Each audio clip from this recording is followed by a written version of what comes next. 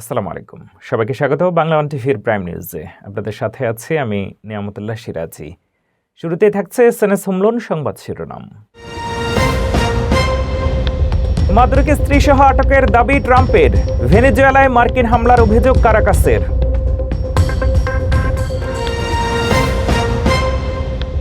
নতুন বছরে আর্থিক অনিশ্চয়তা, বাজেট ও জরুরি তহবিল গড়তে ঝুঁকছেন আমেরিকানরা।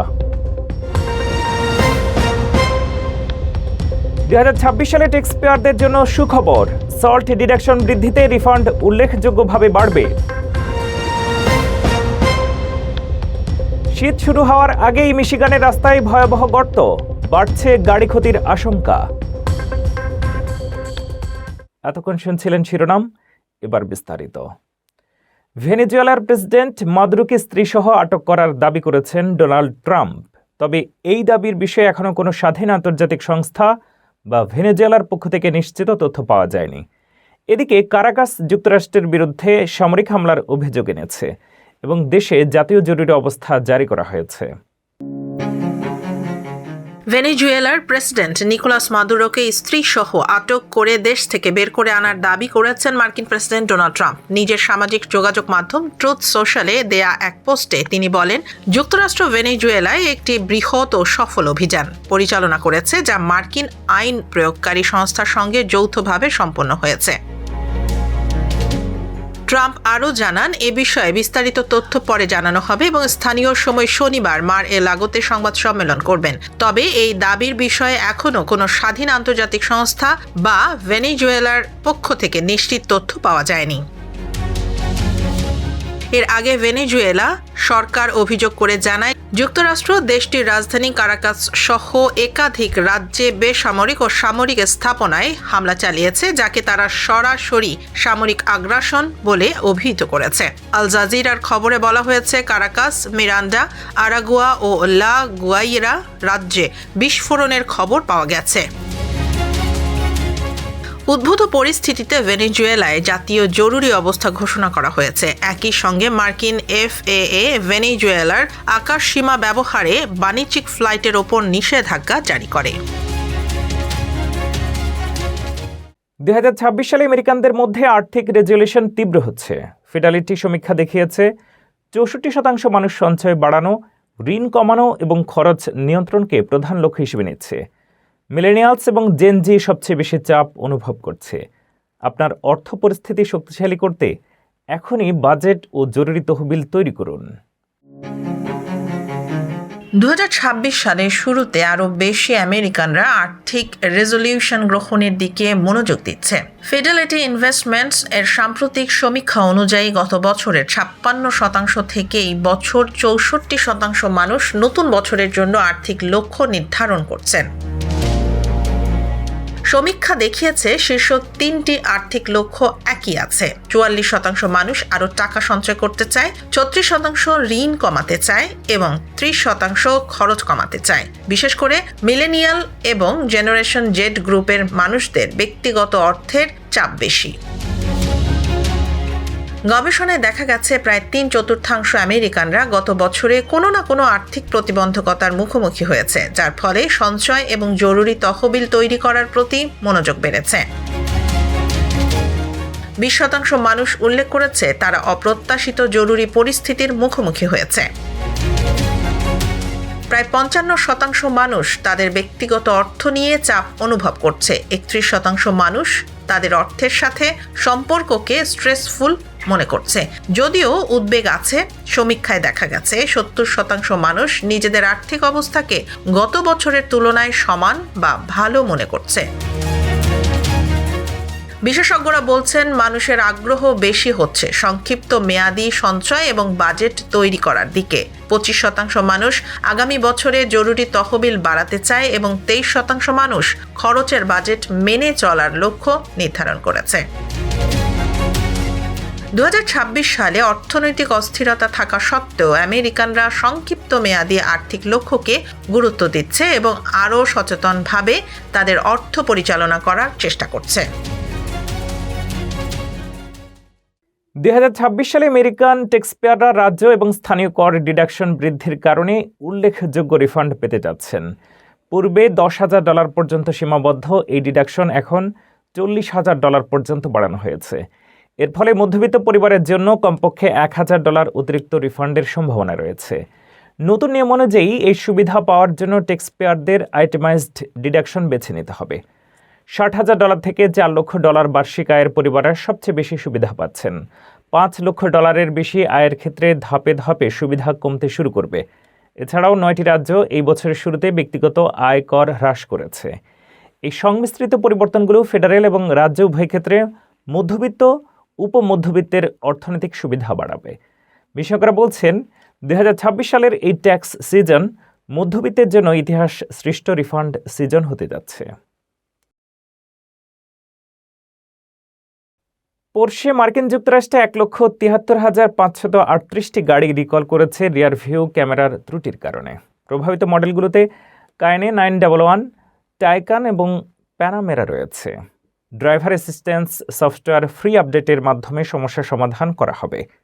আপনার গাড়ি প্রভাবিত কিনা জানতে এখনই NHTSA এর ওয়েবসাইটে ভিন যাচাই করুন। পোর্শে মার্কিন যুক্তরাষ্ট্রে প্রায় 1,73,538টি গাড়ি রিকল ঘোষণা করেছে। সমস্যার মূল কারণ হল রিয়ার ভিউ ক্যামেরা ঠিকভাবে কাজ না করা, যা গাড়ি পার্কিং বা ব্যাক করার সময় ড্রাইভারের দৃশ্যকে সীমিত করে। National highway traffic safety administration জানিয়েছে এই ত্রুটি গাড়ির ফেডারেল রিয়ার ভিজিবিলিটি স্ট্যান্ডার্ড পূরণ করতে ব্যর্থ। রিকলে প্রভাবিত হয়েছে 2019 থেকে 2025 সালের কায়ান ও কায়ানি হাইব্রিড, 2020 থেকে 2025 সালের 911 ও টেকান, 2024 থেকে 2025 সালের পানামেরা এবং 2025 সালের পানামেরা হাইব্রিড মডেল। পোর্শে ডিলাররা এই সমস্যার সমাধান করবে ড্রাইভার অ্যাসিস্ট্যান্স সফটওয়্যার আপডেটের মাধ্যমে, যা গাড়ির মালিকদের জন্য মুক্তভাবে প্রদান করা হবে। 16 ফেব্রুয়ারি পর্যন্ত ইন্টারিম ওয়ার্কিং লেটার পাঠানো হবে এবং চূড়ান্ত সমাধান পাওয়ার পরে ফলো আপ নোটিশ দেওয়া হবে। যারা প্রভাবিত গাড়ি ব্যবহার করছেন তারা NHTSA এর ওয়েবসাইটে VIN নম্বর যাচাই করতে পারবেন 19 জানুয়ারি থেকে। এটি পোর্শে কার্স নর্থ আমেরিকা সাম্প্রতিক সময়ের মধ্যে সবচেয়ে বড় একক সেফটি রিকলের মধ্যে একটি। এই ধরনের রিয়ার ভিউ ক্যামেরা সমস্যা অন্যান্য অটো কোম্পানির ক্ষেত্রেও দেখা গেছে, যেমন টয়োটা এবং ফোর্ড। মোট কথা, যারা এই প্রভাবিত পোর্শে গাড়ি ব্যবহার করছেন তারা নিরাপত্তার জন্য সফটওয়্যার আপডেট নিশ্চিত করতে ভুলবেন না। 2026 সালে সোশ্যাল সিকিউরিটি এবং SSI ভাতায় বড় পরিবর্তন। মাসিক ভাতায় 2.8% কলা বৃদ্ধি হয়েছে। কিন্তু আপনার চেক আসবে কখন? বিস্তারিত দেখুন ফারজানা আফরোজের রিপোর্টে। 2026 সালে যুক্তরাষ্ট্রের সামাজিক নিরাপত্তা ভাতা বা সোশ্যাল সিকিউরিটি এবং সাপ্লিমেন্টাল সিকিউরিটি ইনকাম এর অর্থ প্রদানের সময়সূচি ও পরিবর্তন সম্পর্কে জানা সবার জন্য গুরুত্বপূর্ণ। নতুন বছরের শুরুতে সোশ্যাল সিকিউরিটি ভাতায় 2.8% কস্ট অফ লিভিং অ্যাডজাস্টমেন্ট বা কোলা যুক্ত হয়েছে। এর ফলে গড়ে একজন ভাতা গ্রহীতা মাসে প্রায় $56 অতিরিক্ত পাচ্ছেন। এই বাড়তি অর্থ মূল্যস্ফীতির চাপ কিছুটা কমাতে সাহায্য করবে। তবে অনেকের ক্ষেত্রে এই বৃদ্ধি পুরোপুরি অনুভূত নাও হতে পারে, কারণ 2026 সালে মেডিকেয়ার পার্ট বি এর মাসিক প্রিমিয়াম বেড়ে $202.90 হয়েছে। যাদের সোশ্যাল সিকিউরিটি চেক থেকে সরাসরি মেডিকেয়ার প্রিমিয়াম কেটে নেওয়া হয় তাদের নেট অর্থ কিছুটা কমে যেতে পারে। সোশ্যাল সিকিউরিটি ভাতা সাধারণত প্রতি মাসে বুধবার প্রদান করা হয়। যাদের জন্ম তারিখ 1 থেকে 10 তারিখের মধ্যে তারা মাসের দ্বিতীয় বুধবার ভাতা পান।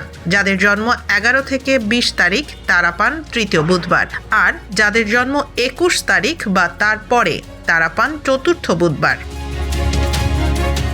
যারা মে 1997 এর আগে সোশ্যাল সিকিউরিটি পাওয়া শুরু করেছেন তারা প্রতি মাসের 3 তারিখে ভাতা পান। অন্যদিকে SSI ভাতা সাধারণত মাসের 1 তারিখে দেয়া হয়। যদি ওই দিনটি ছুটি বা সপ্তাহান্ত হয় তাহলে আগের কর্মদিবসে অর্থ প্রদান করা হয়।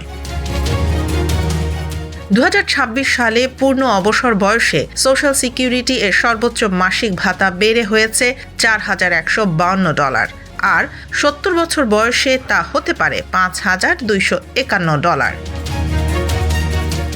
সঠিক তথ্যের জন্য নিয়মিত এসএসএ এর অফিসিয়াল ক্যালেন্ডার দেখার পরামর্শ দেওয়া হচ্ছে।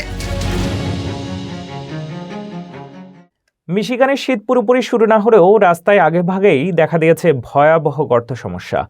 তাপমাত্রার বারবার ওঠানামার ফলে পিচ উঠে গিয়ে ক্ষতিগ্রস্ত হচ্ছে সড়ক। এতে টায়ার ও সাসপেনশন নষ্ট হওয়ার ঝুঁকি বাড়ছে। বিশেষজ্ঞরা সতর্কভাবে গাড়ি চালানো এবং নিয়মিত যানবাহন পরীক্ষা করার পরামর্শ দিচ্ছেন।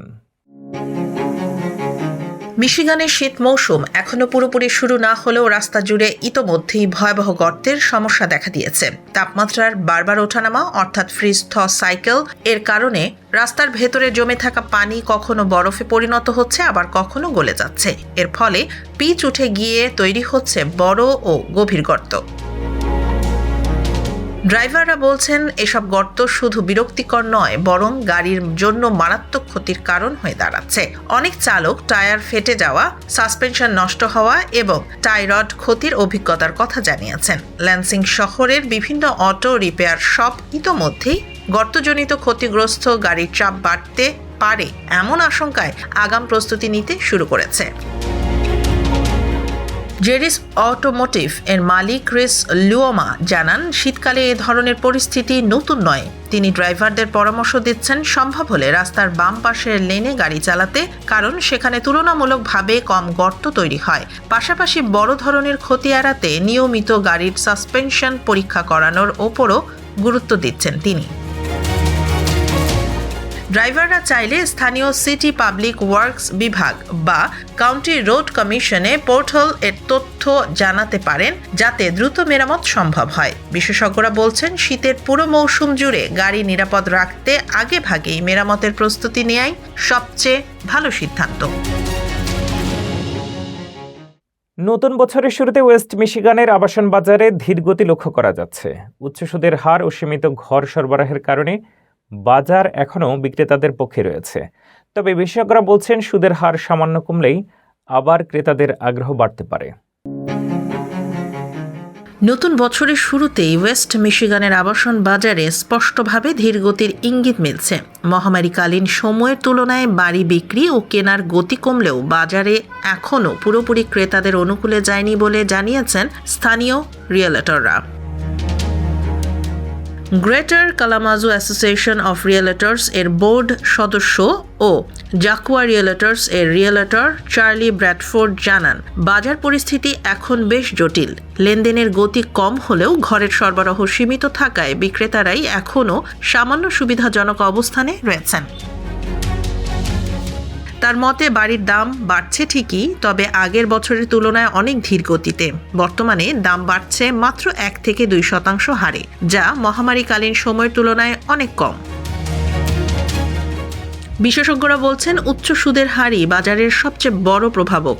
বেশি সুদের কারণে অনেক ক্রেতার ক্রয় ক্ষমতা কমে গেছে। আবার যাদের পুরনো কম সুদের মর্টগেজ আছে তারাও বাড়ি বিক্রি করতে আগ্রহী নন। ফলে বাজারে নতুন বাড়ির সরবরাহ সীমিতই থাকছে। তবে সব প্রতিকূলতার মাঝেও চাহিদা পুরোপুরি কমে যায়নি। স্থানীয় রিয়েলটর ডায়ান ডেভিস জানান, চাকরি পরিবর্তন, পরিবার বড় হওয়া এবং জীবনধারার পরিবর্তনের কারণে মানুষ এখনও বাড়ি কিনছে। বিশেষজ্ঞদের মতে 2026 সালে সুদের হার সামান্য কমলেই বাজারে নতুন করে গতি ফিরতে পারে। মিশিগানে 1 জানুয়ারি থেকে নতুন জ্বালানি কর ব্যবস্থা কার্যকর হয়েছে। এই নতুন ব্যবস্থায় গ্যাসোলিনে 6% বিক্রয় কর বাতিল করা হয়েছে এবং এর পরিবর্তে প্রতি গ্যালনে কর বাড়িয়ে 31 সেন্ট থেকে 52.4 সেন্ট করা হয়েছে। বাড়তি এই রাজস্ব প্রতি বছর মুদ্রাস্ফীতির সঙ্গে সমন্বয় করে সড়ক নির্মাণ ও মেরামতের কাজে ব্যবহার করা হবে। রাজ্য কর্তৃপক্ষ জানিয়েছে, এই কর সংস্কারের অংশ হিসেবে গাঁজার উপরে 24% হোলসেল কর এবং কর্পোরেট ইনকাম ট্যাক্স থেকে অতিরিক্ত অর্থ পরিবহন খাতে যুক্ত করা হচ্ছে। পুরো প্যাকেজের মাধ্যমে বছরে প্রায় $2 বিলিয়ন রাজস্ব আদায়ের লক্ষ্য রয়েছে। এছাড়া 2026 সাল থেকে বৈদ্যুতিক ও প্লাগ ইন হাইব্রিড গাড়ির মালিকরাও বাড়তি ফি বহন করবেন। চালকরা নতুন কর ব্যবস্থা নিয়ে মিশ্র প্রতিক্রিয়া ব্যক্ত করেছেন। কেউ এটিকে প্রয়োজনীয় পদক্ষেপ মনে করছেন, কেউ আবার বাড়তি খরচ নিয়ে উদ্বিগ্ন। দেশ জুড়ে শৈত্যপ্রবাহের প্রভাবে জনজীবন কাঁপছে।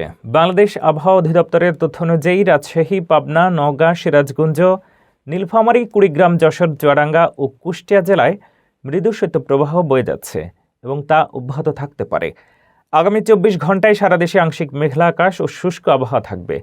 মধ্যরাত থেকে সকাল পর্যন্ত দেশের অনেক জায়গায় মাঝারি থেকে ঘন কুয়াশা পড়তে পারে, যা দুপুর পর্যন্ত কোথাও কোথাও অব্যাহত থাকতে পারে। কুয়াশার কারণে বিমান চলাচল, অভ্যন্তরীণ নৌ পরিবহন ও সড়ক যোগাযোগে সাময়িকভাবে ব্যাহত হতে পারে।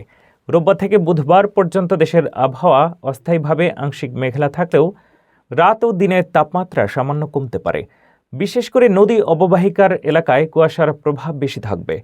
আবহাওয়া অধিদপ্তর শীত ও কুয়াশা নিয়ে সচেতন থাকার পরামর্শ দিয়েছেন। নতুন বছর শুরু হয়েছে গণতান্ত্রিক উত্তরণের প্রত্যাশায়। ফেব্রুয়ারিতে ত্রয়োদশ জাতীয় সংসদ নির্বাচন এবং জুলাইয়ে জাতীয় সনদ বাস্তবায়ন সংক্রান্ত গণভোট অনুষ্ঠিত হবে। সুষ্ঠু নির্বাচন আয়োজন এবং রাজনৈতিক স্থিতিশীলতা নিশ্চিত করাই সরকারের প্রধান চ্যালেঞ্জ। নির্বাচিত সরকারের সামনে অর্থনৈতিক সংকট মোকাবেলা, ব্যাংক খাত পুনর্গঠন, বিনিয়োগ পরিবেশ উন্নয়ন এবং বৈদেশিক সম্পর্ক জোরদার করাও গুরুত্বপূর্ণ। বিশ্লেষকরা বলছেন, রাজনৈতিক দলগুলোকে জাতীয় স্বার্থের প্রতি দায়িত্বশীল ও ঐক্যবদ্ধ হতে হবে। সরকারি ও বিরোধী দলের মধ্যে সহযোগিতা, গণতন্ত্র চর্চা এবং জনগণের আশা আকাঙ্ক্ষা পূরণ নিশ্চিত করা জরুরি। পাশাপাশি কৃষি উৎপাদন এবং বিনিয়োগ খাত উন্নয়নের মাধ্যমে অর্থনীতি স্থিতিশীল রাখা নতুন সরকারের মূল চ্যালেঞ্জ। সফল পরিকল্পনা ও কার্যকর ব্যবস্থাপনার মাধ্যমে দেশকে এগিয়ে নেওয়া সম্ভব হবে বলে বিশেষজ্ঞরা মনে করছেন। এ ছিল বাংলাদেশ টিভির প্রাইম নিউজে। পরবর্তী প্রাইম নিউজ দেখার আমন্ত্রণ জানিয়ে শেষ করছি এখানেই। এতক্ষণ সাথে থাকার জন্য ধন্যবাদ।